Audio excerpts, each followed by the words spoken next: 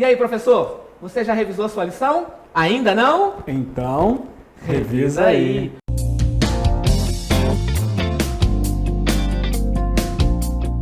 Ok, sejam todos bem-vindos mais uma vez à nossa classe online. Para você que é professor da Escola Sabatina, diretor, aluno, seja bem-vindo.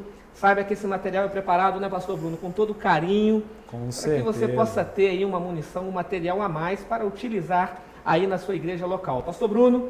A gente tem que também estender o nosso Feliz Natal, né, para os amigos, aqueles que já comemoraram, né, talvez seja um pouco atrasado, mas tá aí, ó, feliz festividades para vocês. E continuamos também, pastor Bruno, tendo o apoio da TV Novo Tempo. Oh, com certeza. E hoje o pastor Lanza tem uma dica aí para você, professor.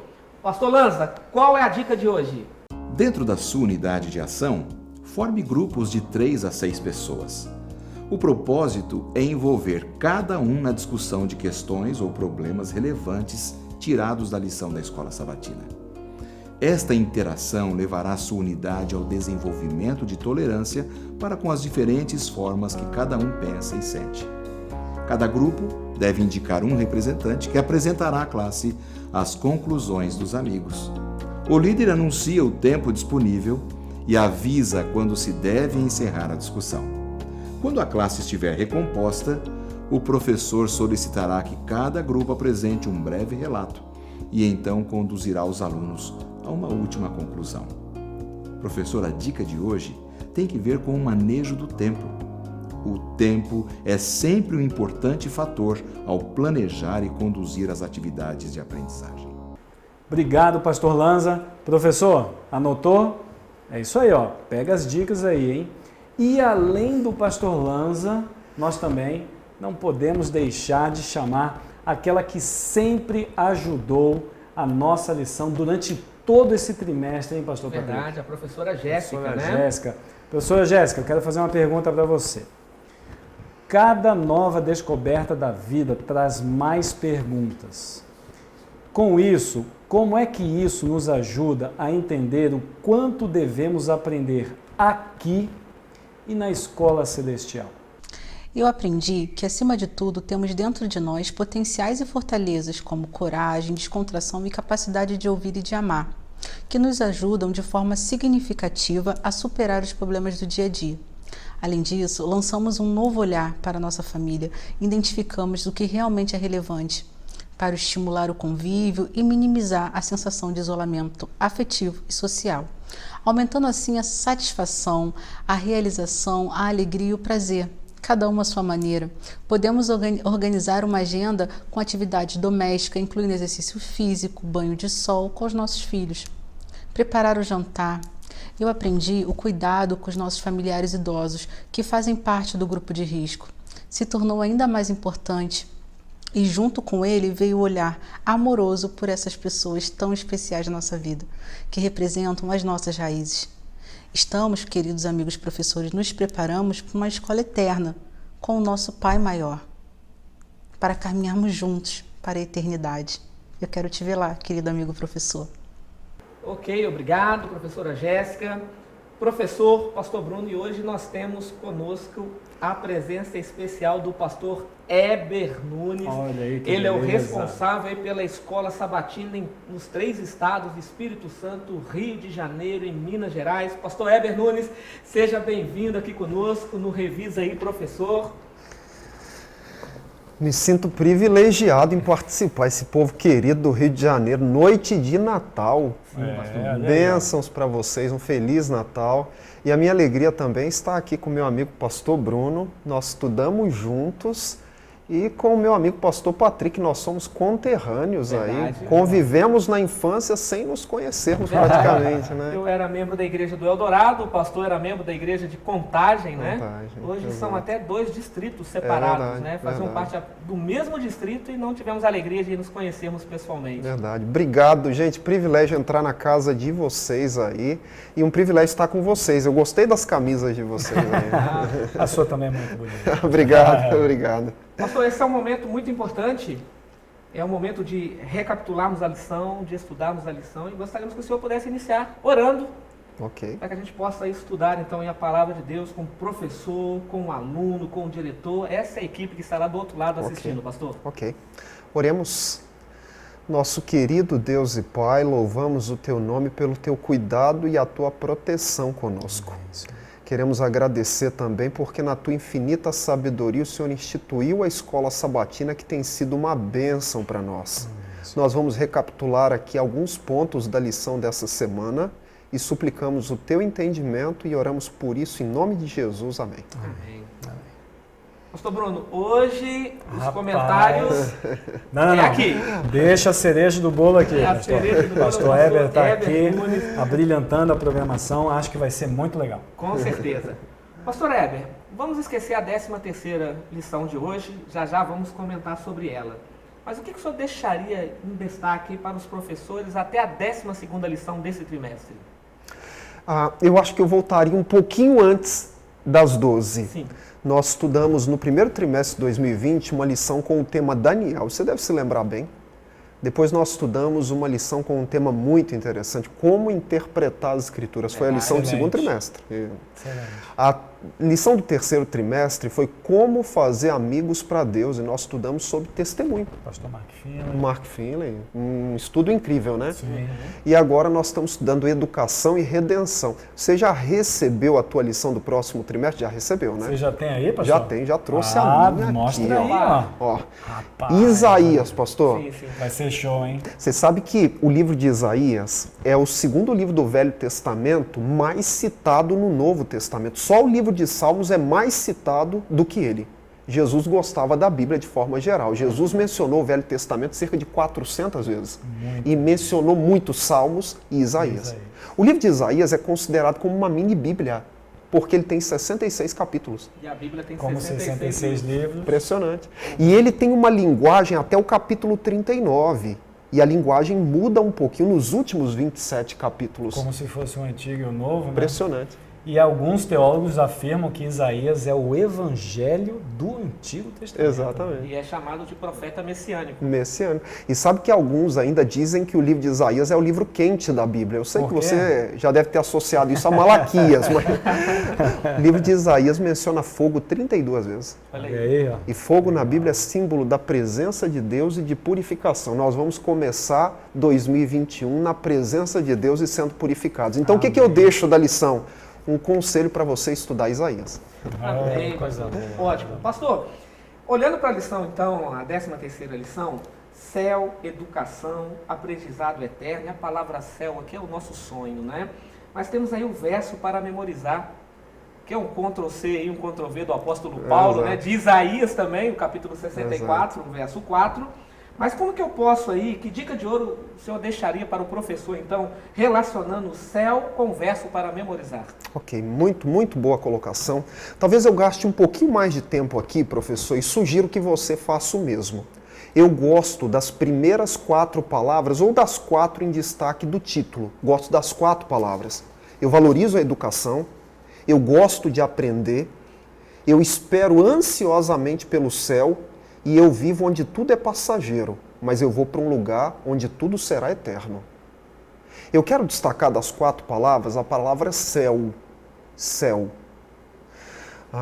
Eu confesso que eu talvez aqui falaria muito sobre o céu, muito, embora eu entenda que a palavra céu ou céu é um pouco estereotipado na nossa cultura. A maioria das pessoas, pastor, associa o céu a um jardim zoológico. Alguns associam o céu a uma casa de campo, uma casinha num lugar tranquilo. O céu está estereotipado. Sim. Agora entenda, eu também compreendo que a Bíblia fala pouco sobre o céu e a gente corre um risco quando a gente fala muito daquilo que Deus falou pouco. E a gente corre um risco de desequilíbrio quando a gente fala pouco daquilo que Deus falou muito. A gente pode entrar por um desequilíbrio. Agora, como que vai ser o céu? Eu te afirmo, vai ser um lugar demais. Sabe por quê? Você já viu um pôr do sol? Já, né? Você já viu o nascimento de um sol? É incrível, não é? E as 4 estações? Você já imaginou em criar uma zebra e uma girafa e um tigre? Olha para a natureza ao seu redor. O céu vai ser espetacular, porque Deus é criativo. Agora entenda, os poucos versos na Bíblia que falam sobre o céu não destacam um lugar. Vou preparar-vos lugar. E quando eu for e vos preparar, voltarei e vos receberei para mim mesmo, para que onde eu estou, estejais vós também. Olha o capítulo 21 do livro do Apocalipse. E lá não vai haver templo, porque o Senhor é o templo. Olha o capítulo 22, e não vai ter luz, porque o Senhor é a luz. O foco do céu não é no que terá no céu. O foco é em quem vai estar no céu. Esse é o foco. A Bíblia destaca quem vai estar no céu, e não um local específico. Mas vai ser bom, porque Deus é criativo. Agora eu ainda ficaria, pastor, um pouquinho mais falando sobre o céu nessa lição, porque é bom falar do céu. O céu é um lugar legal, a gente precisa falar do céu. Você sabe que C.S. Lewis, que foi um escritor agnóstico, tá? Nós já ouvimos a história, talvez você já tenha ouvido esse nome, agnóstico, ateu, se converteu ao cristianismo. E certa vez C.S. Lewis disse algo que eu achei incrível. Ele disse assim: você conseguiria imaginar um peixe reclamando da água porque a água está molhada? Você não consegue imaginar. E ele diz assim: se um peixe reclamasse da água porque a água está molhada, isso poderia sugerir que o peixe não foi feito para a água. Você consegue viver bem aqui nessa terra? Algo dentro de nós clama por um lugar que nós nunca vimos. Nós ansiamos por uma paz, por um lugar de tranquilidade que essa terra não tem para nos dar. Vocês sabem qual a pior tragédia que pode acontecer na vida de uma pessoa? Sabe, professor? A pior tragédia que pode acontecer na vida de uma pessoa é ela colocar todas as suas expectativas aqui nessa terra. Eu tenho até dito que as coisas dessa terra não podem preencher um coração que foi feito para o céu. Professor, um dia você vai morar no céu, porque Jesus Cristo morou na terra. E eu ainda digo mais: quem tem os olhos no céu não tem medo de colocar os pés na sepultura. Você não foi feito para essa terra. Mas a propósito, a Bíblia fala de quantos céus? Talvez seja essa uma pergunta que te façam lá. 2 Coríntios 12, verso 2, Paulo diz que foi para o terceiro céu. A Bíblia fala de 3 céus. Sim, o céu atmosférico, e o céu atmosférico, que você olha e vê. Sideral. O céu astronômico, sideral, e o céu que é a morada de Deus. Tá bom assim? Tá. Você sabe quais são as 4 perguntas que as pessoas mais fazem em relação ao céu? Primeira pergunta, talvez te façam. Baseado em Apocalipse 22, verso 4. Lá no céu vai ter doença? Essa é a primeira pergunta mais feita em relação ao céu. Segunda, no céu vai ter casamento? Terceira, no céu eu vou reconhecer a minha família? Quarta pergunta, meu cachorrinho, meu gato, meus pets irão para o céu? Então eu vou deixar as perguntas para serem respondidas pelos nossos professores. Na mira do fogo. Que tem a ver com a lição de domingo, né? Que fala um pouquinho sobre o destino dos mortos e tal, que o professor pode explorar. Eu achei muito legal quando o pastor Heber falou da eternidade. Que domingo tem muito dessa dica aí, né, pastor Patrício? Justamente. Pastor, percebemos que, infelizmente, o cristianismo de hoje, ele tem sido mais espírita do que cristão. Porque acreditar que alguém morreu e foi para a glória, ou acreditar que alguém morreu e foi para o inferno, é uma mensagem fora da Bíblia. Interessante. Não é verdade? Sim. A Bíblia, ela é muito clara sobre o estado do homem na morte. E Ellen G. White, a escritora norte-americana para os Adventistas do Sétimo Dia, ela tem um livro chamado O Grande Conflito. E nos capítulos finais ela diz que se tem um tema que eu preciso saber de cor, é o estado do homem na morte. Pastor, qual que é o destino do homem aí após a morte? Ele já vai para o céu imediatamente? Ele vai para o inferno? O que a Bíblia tem a nos dizer sobre isso? Tem certeza que eu tenho que falar? Você está falando tão bem. Professor, esse ponto que a lição abordou realmente é incrível. A tua lição começa destacando um pensamento de Blaise Pascal, um escritor francês do século XVII. E ele tem um pensamento perigoso, né? Ele diz assim: não importa como você viveu, se você foi bom ou mal, um dia você vai morrer. Não é um pensamento perigoso?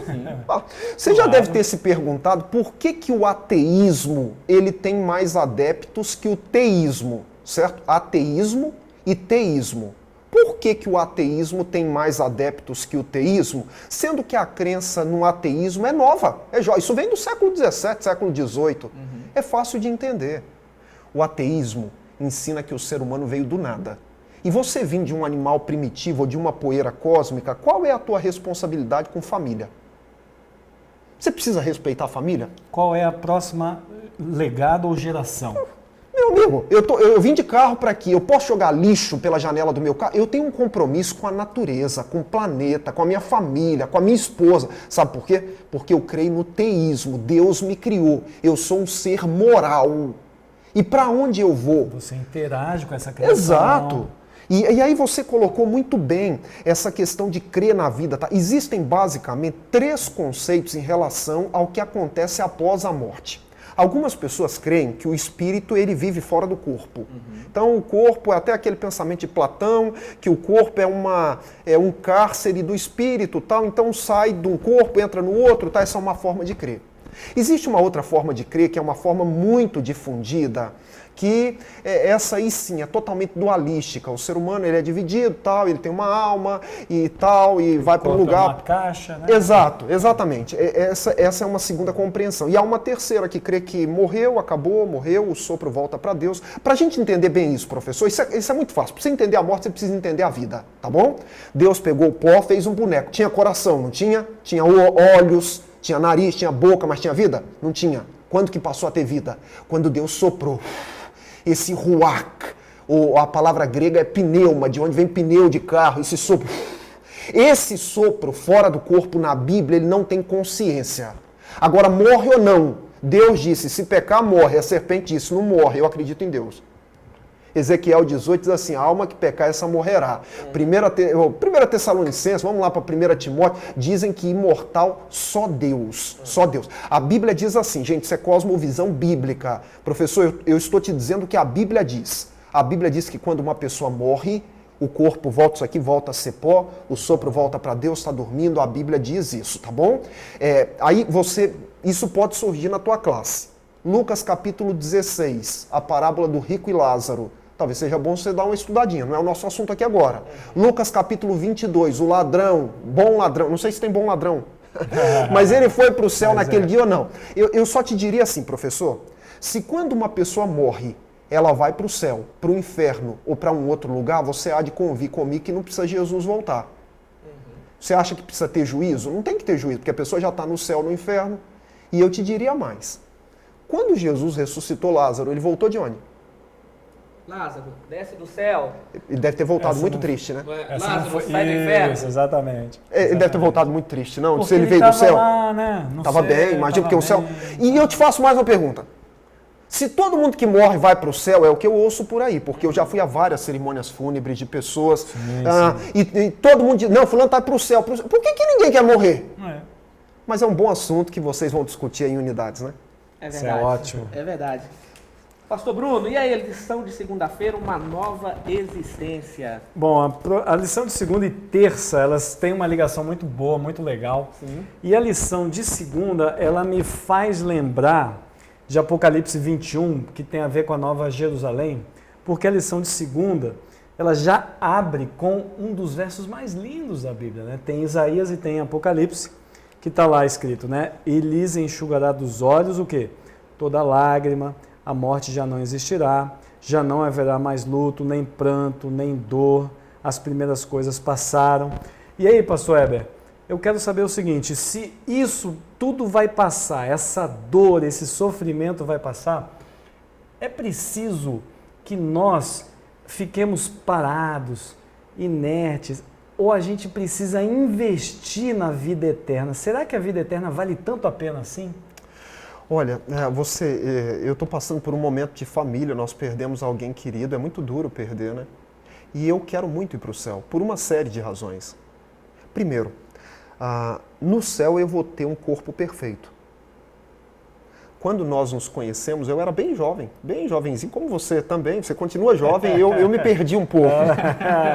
Você está bem jovem. No céu, eu vou ter um corpo perfeito, eu não vou me cansar mais, e eu tenho andado bem cansado. No céu, eu vou ter uma casa perfeita. Eu já morei em diversos lugares, amigos, diversos lugares. Eu já morei em uma casa de 70 metros quadrados com 2 filhos.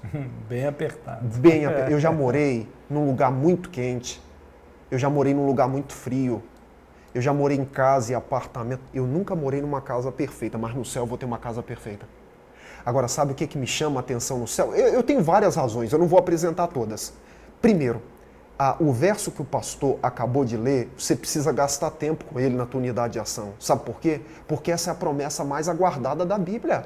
Pergunta lá na tua unidade de ação. Essa é a promessa mais aguardada. E Deus lhes enxugará dos olhos toda lágrima. Sabe por que é essa promessa mais aguardada da Bíblia? Porque por trás de toda lágrima não tem só sódio e água. Por trás de uma lágrima tem um pai desesperado porque a esposa dele adoeceu e ele viu a esposa morrer e ele ficou com 2 filhos pequenos para criar. Por trás de uma lágrima tem uma noiva que estava com um casamento marcado e ela descobriu que o noivo tinha um envolvimento com outra mulher. Por trás de uma lágrima, professor, tem uma mãe que viu o marido morrer em um assalto e ela ficou com uma criança e agora ela é mãe e pai. Por trás de uma lágrima. É por isso, pastor, que o céu para mim vai ser o lugar do não mais. Não mais roubo, não mais doença, não mais coronavírus, não mais decepção, não mais desemprego, não mais aluguel para pagar, não mais conta de água, não mais... Você está se preparando para o céu? Eu estou me preparando, eu estou aceitando tudo que Cristo fez por mim. Pastor, deixa eu aproveitar essa deixa, eu achei muito bonito essa jogada que o senhor fez no seguinte sentido. A gente percebe que por trás de uma lágrima existe uma história. Exatamente. Essa história a gente vai querer continuar no céu, porque a impressão que dá é que na eternidade eu vou ter uma eternidade com essa vida, mas a vida que a gente vai ter no céu é bem diferente, né, pastor? Aí você me fez lembrar de um verso que a lição já destacou, 1 Coríntios capítulo 12. Você vê que no verso 2, professor, você vai destacar o verso 12, mas eu vou voltar no 2. Ainda que eu tenha o dom de profetizar e conheça todos os mistérios, verso 2 de 1 Coríntios 13, verso 2, e conheça todos os mistérios. A palavra grega é misteria, mistério. São as coisas de Deus. Você não entende nem você. Você vai entender as coisas de Deus? É um mistério. A gente não entende as coisas de Deus, você não entende as coisas de Deus. Eu vou te dar um exemplo. Já faltou ar para você alguma vez? Rapaz, quando eu senti uma vez falta de ar, eu fiquei desesperado. E algum dia ficou aí, deu um probleminha lá no céu e a gente ficou sem ar aqui por 5 horas? Nossa. A gente não entende. Misteria, a gente não compreende. Aí no verso 11 do capítulo 13, ele diz assim, ó, quando eu era menino, eu falava como menino. A palavra menino é infante, é aquele que não sabe diferenciar uma coisa da outra. Não tem essa consciência. Não tem. Né? Ele fala de mistério, ele fala de quando eu era menino, aí ele vai para o verso em destaque, que é o verso 12. Porque agora nós conhecemos como um espelho. Vocês sabem como que era o espelho na época de Paulo? Ele era feito, os espelhos naquela época eram feitos em metal polido. A pessoa se enxergava de forma turva, a imagem saía turva. E Paulo diz assim, olha, hoje a gente enxerga assim turvo, mas no céu vai ser. É bonito, né? Pastor, essa parte tem muito a ver com a lição de terça-feira, que tem a ver com uma certa esperança, né, que a gente vai ter, assim, de descobrir alguma coisa que estava difícil da gente entender aqui na Terra. O que você acha na lição de terça-feira que você gostaria de chamar a atenção aí com relação a esse assunto aí de 1 Coríntios capítulo 13 ou 4, que é o mistério, o culto? Eu penso assim, pastor, nós temos muitas perguntas.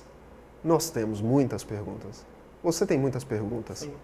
Você viu muita coisa na tua vida que você não encontra respostas. E a gente não entende. Não. Você tem muitas perguntas. Você tem. Por que não conseguiu? Por que conseguiu? Por que não passou? Por que passou? Por que morreu? Por que não morreu? Você tem perguntas, né? Interessante que... aí eu vou voltar. Não é o personagem em destaque da lição. Mas Deus não respondeu nenhuma pergunta para Jó. O livro de Jó é o livro das perguntas. O livro tem 70 perguntas. Cerca de 70. Deus não respondeu nenhuma pergunta para Jó. Jó não viu a razão do seu sofrimento. Sabe quem que ele viu? Ele viu Deus e isso bastou. Então eu diria assim, pastor, aqui nessa terra, com a visão que nós temos, a gente precisaria ter Eliseu do lado para dizendo assim, Senhor, abre o olho dele. Abre o olho dele, como Eliseu fez com o servo dele, né? Aí o certeza. servo abriu o olho e viu lá. Porque a gente não entende. Verdade. Aqui, pastor Patrício, eu queria só passar a bola para você, dizendo o seguinte, que essa lição, ela tem essa impressão, eu tive essa impressão, que é um assunto um pouco difícil. Talvez o professor possa fazer aqui uma dica que eu percebi. Essa é uma lição que quase todo dia tem uma citação de Ellen White, para dar exatamente esse suporte aí. Do Pastor trimestre é a mais rica. Interessante. Interessantíssima. Essa semana é uma das que mais tem citação de Ellen White. Agora, só um temperinho a mais aqui na terça-feira, pastor. Uma pergunta que sempre ouvimos, e o senhor falou muito bem no início, que vamos ouvir muitas perguntas sobre o céu, e temos poucas informações. Mas lá no céu, eu vou conhecer o meu pai, a minha mãe, o meu irmão. Eu terei essa oportunidade de reconhecê-los no céu, pastor? Realmente, a gente foca no que vai ter. A Bíblia foca em quem vai estar. Sim. Porque, por melhor que seja o lugar, o que faz o lugar, É a companhia, a pessoa, né? nós estamos aqui num lugar muito agradável, não estamos? Tá legal aqui, não tá? É, que é legal. Mas você quer ir pra tua casa, porque você quer ver teu filho e tua esposa. Você quer ir pra tua casa. Por quê? Porque o lugar... E se você lá na tua casa não tivesse ninguém, é o lugar. Agora, essas perguntas que são feitas no céu, vou reconhecer, vou estar. Por um momento, sim. Isso a gente vai ter um conhecimento. Agora aí, essa pergunta já leva uma série de outras perguntas. Então a gente vai querer morar na mesma casa? Vai ser... Justamente. Então, assim, eu entendo que a gente pode ficar conjecturando, indo para lá, para cá. Eu confesso assim, gente, de coração, eu não me preocupo tanto com isso, embora essas perguntas existam também na minha cabeça. Daqui a pouco a gente vai estar lá e a gente vai... Justamente. Eu até, quando sou perguntado, pastor Eber, pastor Bruno, querido professor, eu gosto de usar Mateus 8, verso 11. O texto diz que virão todos do Oriente, do Ocidente, e já estará sentado à mesa Abraão e Jacó. Se eu vou reconhecer Abraão e Jacó, Não vou reconhecer meu filho? não vou reconhecer meu filho, Exato. minha mãe, meu pai, meu irmão, né? Então Exato. você tem garantias na Bíblia, Vale né? lembrar que na época de Mateus, nem eles conheciam Abraão e Jacó. Nem ele, né? Exatamente. É verdade. Então você percebe que temos falas Sim. que nos levam a entender, né? Ellen White tem uma série de pensamentos Sim. que filhos vão ser entregues Com para os relação aos pais. filhos, exatamente. justamente. É linda, linda. Aí você vai me perguntar assim, mas as crianças vão ser salvas ou não? E os escravos? Eu acho que eu não vou te responder, não. Vou deixar para eles aqui, eles são melhores que eu nisso. Pastor Eber, uma outra questão também. É muito comum você ver revistas com crianças escorregando no pescoço da girafa, ou então ali o salvo tocando uma harpa no céu, né? Ou a área de zoológico, como o senhor ilustrou no início e tal. E a lição de quarta-feira, ela colocou um tema de extrema importância. O que de fato faremos lá no céu? Porque está a escola celestial. Ótima pergunta. A vida é um aprendizado aqui, mas no céu, vamos continuar aprendendo, estudando? Interessante, né? Porque a primeira lição do trimestre falou da escola do Éden. E a penúltima lição, não de semana, mas de dia, terminou falando da escola celestial, né? Sim, justamente. Eu gostei do verso em destaque aí na lição de quarta-feira. Qual é o verso? Você tem aí? Você ó. pode ler? Pode ler. Porque a nossa leve e momentânea tribulação produz para nós eterno peso de glória, acima de toda comparação, não atentando nós nas coisas que se veem, mas nas que se não veem. Porque as que se veem são temporais, e as que se não veem são eternas. Então, essa é 2 Coríntios 4, 17 e 18. Eu vou dar uma sugestão de sermão, de título de sermão para você. 2021, uma sugestão de título de sermão para você. O peso do mundo e o peso do céu. Opa, essa foi boa, hein? O texto fala de dois pesos. Verdade. O texto fala de dois pesos. O peso do céu e o peso da glória. Certo? O peso da terra e o peso da glória. Qual que é mais pesado, professor? Seu aluno está perguntando. Qual que é mais pesado? O que é glória na Bíblia? Glória é reputação, nome, caráter. Lembra de Êxodo, capítulo 32? Moisés, me mostra a tua glória. Deixa eu ver, o Senhor passou de lá. E ele queria ver a glória. A glória é a honra. É o nome, é a exaltação. A glória de Deus é tão grande, a honra de Deus é tão grande a honra de Deus, e ela se torna tão pesada, que Paulo diz assim, ó, o que eu passei nesse mundo aqui? O que Paulo passou? Eu sei que você foi assaltado nesse ano de 2020. Você sofreu muito. Você já sofreu muito. Você já morou em muitos lugares. Você já sofreu muito, professor. E Paulo? Em naufrágio? Apedrejado? Lembra dele falando? Eu já passei por isso, já passei por aquilo. Fui jogado. Açoite, apedrejado. Tá? E ele diz assim, a nossa leve momento... Leve? Você acha que o que Paulo passou foi leve? Professor, diga para mim. Você acha que a vida desse homem foi... Eu olho para a vida de Paulo, Paulo para nós é um exemplo assim, olha o que esse homem passou. E ele olha para a vida e diz assim, nossa leve e momentânea. Quando a sua vida aqui nessa terra é colocada em paralelo com a vida no céu, é por isso que alguém disse no passado, eu não ousaria usar nessa terra uma coroa de ouro, porque aqui meu Jesus usou uma coroa de espinhos. Esse peso, eu vejo que o apóstolo Paulo ele conseguia equilibrar, ele conseguia saber que o peso que Cristo tem na vida dele era tão maravilhoso. Ele chegava a dizer, né, leve, momentânea tribulação, para mim o morrer é lucro. Ele colocava Cristo como realmente o digno e ele o não merecedor. Exatamente. Né? Então, é que quando ele disse, ó, ai de mim se não pregasse a esperança, ai né? de mim. Impressionante, né? Impressionante. E esse ai aí no grego é uma expressão de dor, dor, né? É verdade. Ai de mim se não fizer isso, né? Ai de mim. Ok, pastor Bruno, professores, pastor Heber. E aí a lição de quinta-feira, além de entendermos aí que faremos parte de uma escola celestial, teremos um grande professor. Um professor que esteve aqui nessa terra, que sabe o que é sofrer. Antes do espinho entrar no meu pé, no seu pé, entrou no dele primeiro. Jó fez várias perguntas para Cristo e uma delas, é fácil o senhor estar aí no céu e eu aqui na terra, não é? Exatamente. É fácil. E aí, Jó tem essa resposta? Nossa, olha, muito legal. Olha, eu estou muito feliz com vocês. Sinceramente, o que eu vim fazer aqui? É sempre bom ouvir vocês, né? Você vê que um dia Jó olhou para o céu e gritou num momento de desespero. A gente tem que tomar muito cuidado em levar muito em conta o que uma pessoa diz no momento de dor e desespero. Sim. Em um momento, Jó olhou para o alto e disse, o senhor está aí, eu estou aqui. Depois que Jesus colocou os pés aqui, ninguém pode dizer que Deus não sabe. Eu tenho até dito que Deus sabe, Deus ouve, Deus vê e Deus sente. E Jesus é o grande professor. Foi o professor lá no Jardim do Éden. Olha o ministério de Jesus. Ele começou ensinando.